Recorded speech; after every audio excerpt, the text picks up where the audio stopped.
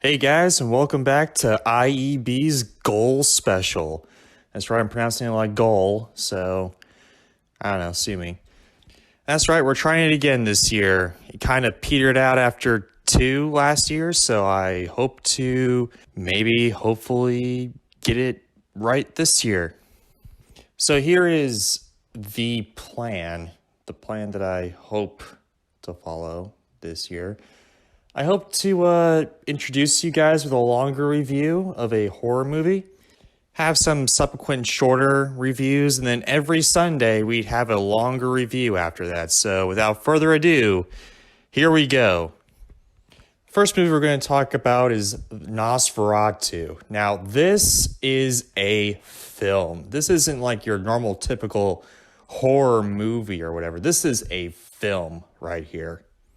And I can understand, people kind of being scared of it because, it's in black and whites. It's a very, very old film grain. It's a silent movie. So, yeah, no music or talking. So, yeah, this is as early as you can get.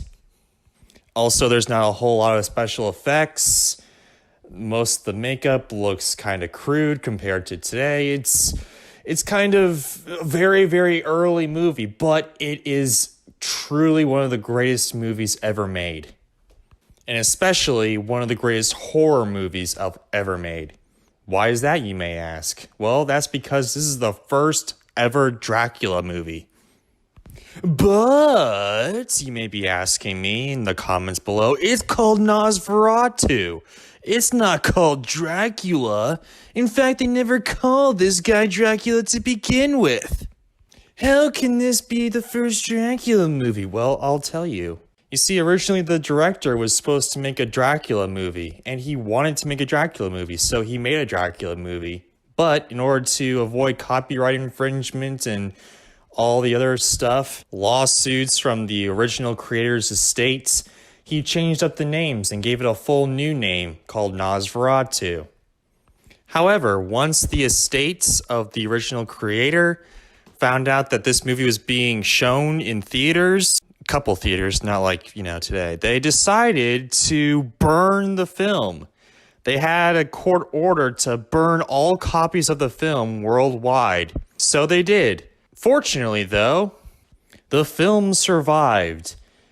There was a small theater in England that found upon it and decided, you know what, this is a great movie, let's show it. And then the estate came back and just ordered it to be burned. So it was burned. And then there was this other theater in South America that found it and was like, you know what, this is a great movie, let's show it. Finally, after years of constantly burning this fantastic movie, the creator's estate was like, okay, fine, let's put some barriers on this and let's just allow them to show this movie, whatever.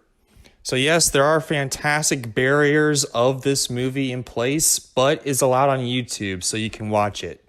So after all that behind the scenes drama, you're probably like, oh, well, this is probably one of the best movies ever made. I'm going to watch this. And you'll probably be shocked that the fact that this movie is not really the best according to today's standards, but this is early filmmaking. So they were still trying to figure out what they can and what they can't do. Develop new strategies on how to do certain aspects of the film and all that stuff. You might be disappointed in the fact that there's no audio or anything like that, but I think it gives an overall dreamlike, nightmarish quality to the film. The sets are pretty crude as to resemble some dream-like land almost. Did they plan for this to happen? Probably not. It's probably the best they could probably do at that time, but it works for this day and age. Also, the makeup on Dracula, yeah, I know he has a different name, but I'm going to call him Dracula because, well, he's Dracula, looks pretty well done.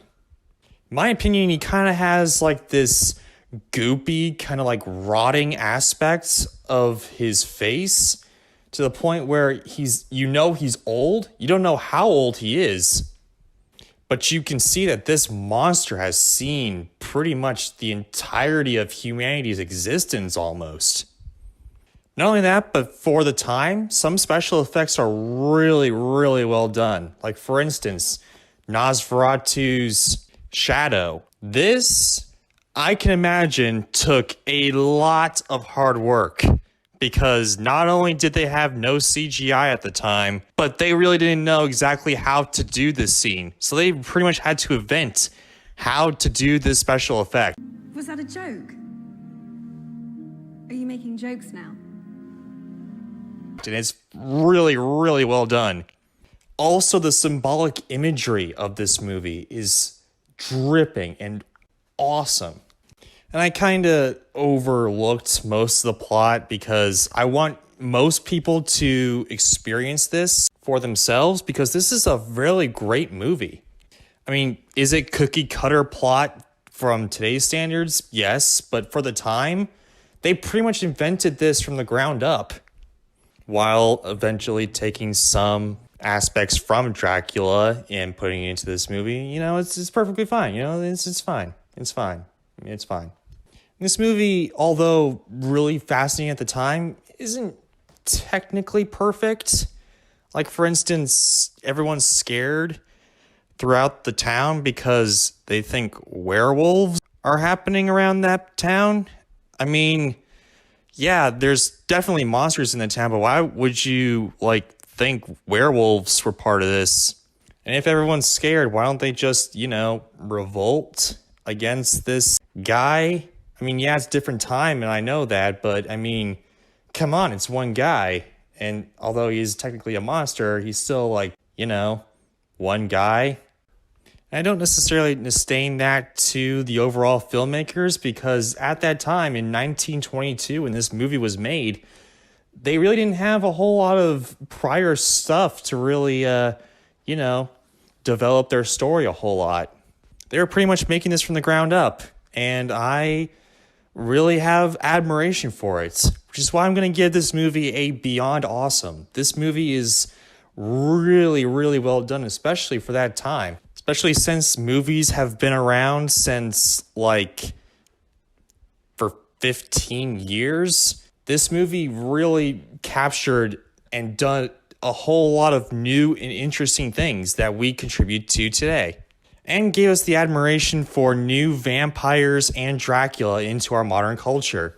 Like the fact that he's allergic to sunlights, and that he's really old and kind of immortal, and that he sucks blood with his teeth, that type of stuff. It's really fascinating. I highly recommend that you guys at least watch it once, just to appreciate the overall filmmaking and appreciate the fact that these few people out in the world who knew that this movie was really great decided to hopefully save it and save it for more generations and newer generations for generations to come.